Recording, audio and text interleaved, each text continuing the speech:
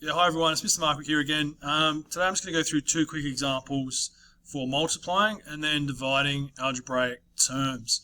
I'm going to go ahead and jump straight into it, but this skill is really important not only for this topic in Year 9, but also moving forward into Year 10 and above with working algebraically. So let's look at example 4 here. I'm just going to jump into 4a. The question is 3 times 2b. Now, the 3 is a constant term. We've spoken about that before.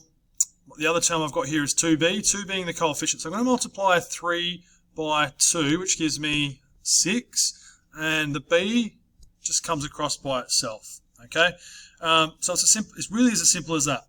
Moving over to example B. Oh, sorry, hang on, guys. My phone's just rang. I'll be back in a second.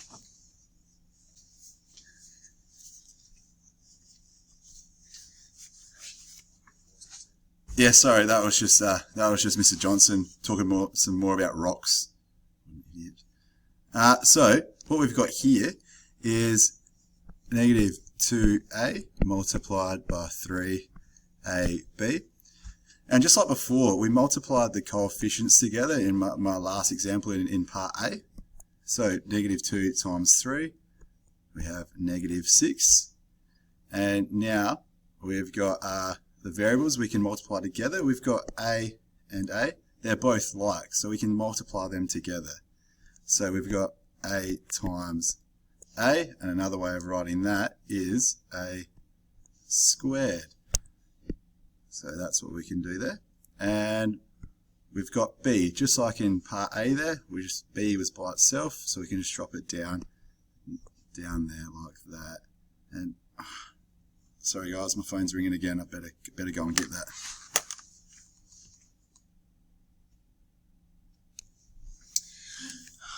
I'll tell you what. Sorry about that, guys. He's on about his rocks all the time. Anyway, so that's it for multiplication. The next example I want to show you here is dividing algebraic terms. I'm going to break this down a little bit more than I did perhaps with the multiplication. So let's look at example 5a to begin with.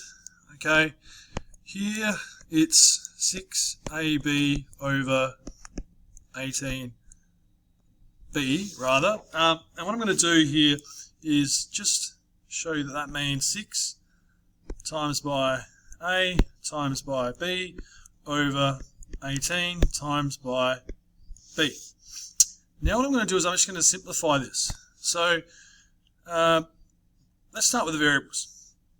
B divided by b actually cancels itself out. It's like saying 2 divided by 2 is 1, or 10 divided by 10 is 1. Okay, and algebraically we don't write that. We don't need to write that. Okay. What I'm also going to then do is look at the coefficients in the numerator and the denominator. The coefficient in the numerator is 6. The coefficient in the denominator is 18. So I can actually simplify those by finding a common factor between 18 and 6. The common factor is in fact 6. Both of those numbers appear in your 6 times table. So if I put a line through those, 6 divided by 6 is 1, and 18 divided by 6 is 3. So I've actually simplified that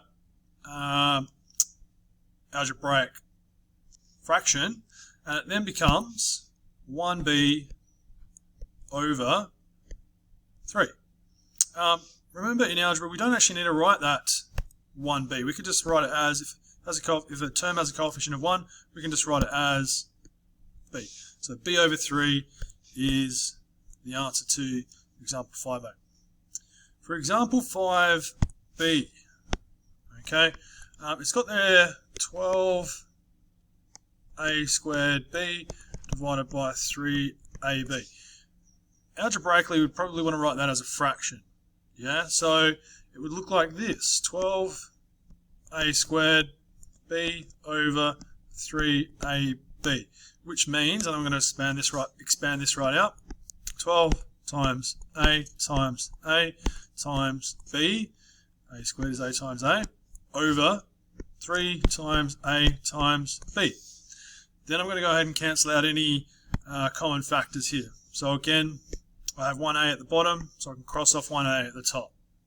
I have 1b down the bottom, so I can cross off 1b from the top. I'm then left with the coefficients of 12 and 3.